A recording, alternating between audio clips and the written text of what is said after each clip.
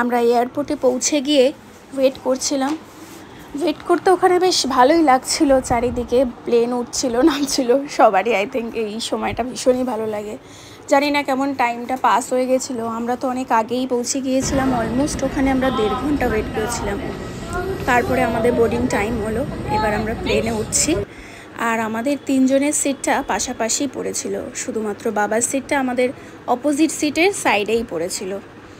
কি দারুণ লাগছে না, মানে প্লেনে উঠলে এই দৃশ্যটা জানি না আমি ভীষণই উপভোগ করি, সবাই উপভোগ করো। মানে আকাশটা দেখে যেন মনে হচ্ছে তুলোয় জাস্ট মুড়ে দিয়েছে, এত সুন্দর এত সুন্দর। মানে এই দেখতে সকালবেলা ফ্লাইট হলে এই একটা মজা, মানে বোর হয় না।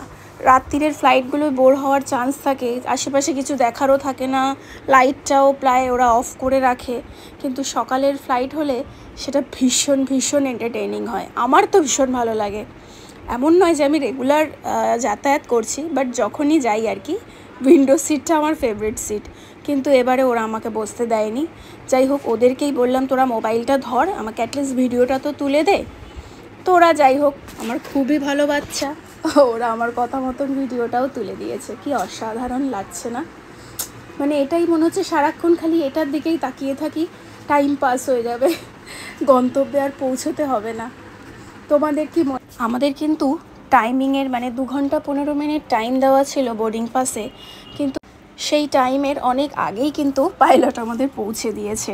যাই হোক, ভীষণ এনজয় করলাম ভিউটা। ল্যান্ড করে গেছি হায়দ্রাবাদে, এবার লাগেজটা নেব, নিয়ে তারপরে হোটেলে যাব। চলো।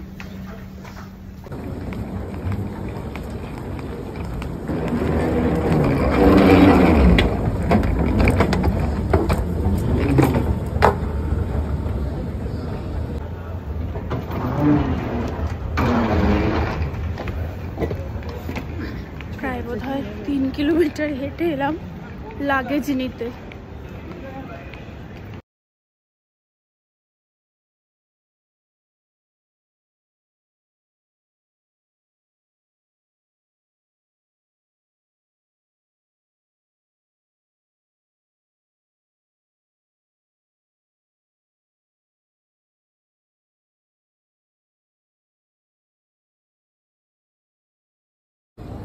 অ্যাট লাস্ট আমাদের সুটকেসটা পাওয়া গেল।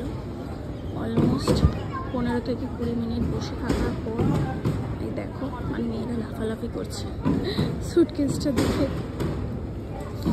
পেয়েছে, কি যেন পেয়েছে।